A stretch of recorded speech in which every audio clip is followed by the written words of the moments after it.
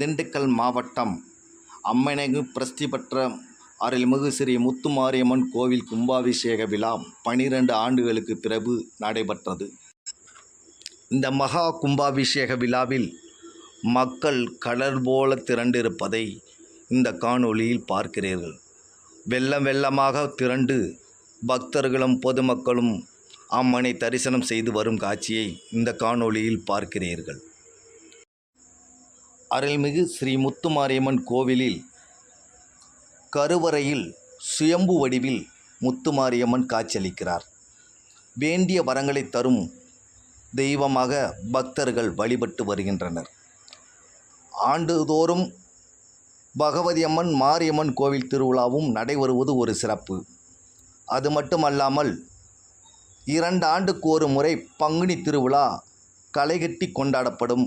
முத்துமாரியம்மன் கோவிலில் ஏராளமான பக்தர்கள் பங்குனி திருவிழாவில் தங்கள் நேர்த்தி கடன்களை செலுத்தி வரும் காட்சியையும் பார்க்கலாம். சிறப்புமிக்க பங்குனி திருவிழா 2 ஆண்டுக்கு ஒரு முறை அம்மனை அருள்பளிக்கும் காவல் தெய்வமான முத்துமாரியம்மன் கோவிலில் கம்பவெட்டும் நிகழ்ச்சியும் ஒரு சிறப்பு அம்சமாக விளங்கும்.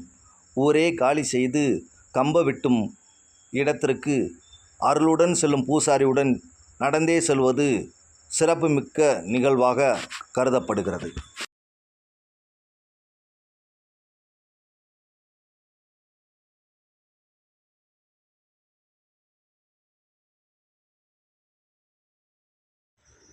அருள்மிகு முத்துமாரியம்மன் கோவில் கும்பாபிஷேக விழாவிற்கு மதுரை ஆதீன சுவாமிகள் வருகை தந்து அவர்கள் முன்னிலையில் மகா கும்பாபிஷேக விழா அதிவிமர்சையாக சிறப்பாக கொண்டாடப்பட்டது.